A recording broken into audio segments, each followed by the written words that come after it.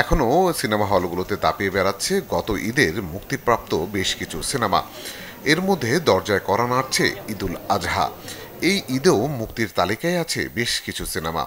তবে নতুন খবর হচ্ছে এবার ঘরে বসেই দেখতে পারবেন রোজার ঈদের 4 সিনেমা। এর মধ্যে রয়েছে শাকিব খানের বরবাদ, আফরান নিশোর দাগি, মোশাররফ করিমের চক্কর ৩০২ এবং সিয়ামের জঙ্গলি। সোমবার এক সংবাদ বিজ্ঞপ্তিতে এ তথ্য জানান চরকি। 4 সিনেমা নিয়ে চরকির এই আয়োজনের নাম দেওয়া হয়েছে বিরাট গরুর হাট। তবে কোন সিনেমাটি কবে আসবে তা এখনো জানানো হয়নি। আমি আমার ফিউচার নিয়ে ভাবি না, অতীত নিয়েও ভাবি না। গত ঈদে মুক্তিপ্রাপ্ত সিনেমাগুলোর মধ্যে সবচেয়ে আলোচনায় ছিল বরবাদ সিনেমাটি। গানের পাশাপাশি শাকিবের অভিনয় প্রশংসা করেছেন দর্শক। গত সোমবার বিকেলে চরকির কার্যালয়ে বরবাদ সিনেমাটি নিয়ে চুক্তিপত্রে স্বাক্ষর করেন চরকির সিও রেদওয়ান রনি ও সিনেমাটির প্রযোজক শাহরিন আক্তার।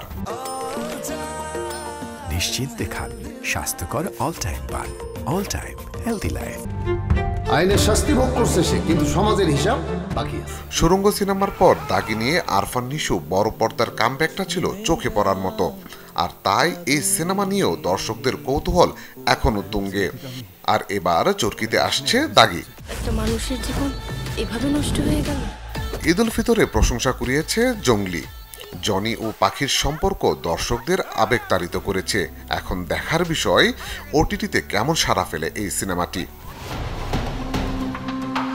সম্পর্ক, নানা জটিলতা আর রহস্যঘেরা সিনেমা চক্কর ৩০২। শরাফ আহমেদ জীবন পরিচালিত সিনেমাটির মূল চরিত্রে অভিনয় করেছেন মোশাররফ করিম। এবার চরকির হিট লিস্টে আছে এই সিনেমাটি। আপনি খুব ভালো করে জানেন আমি কি চাচ্ছি। আলী আফতাব, চ্যানেল 24।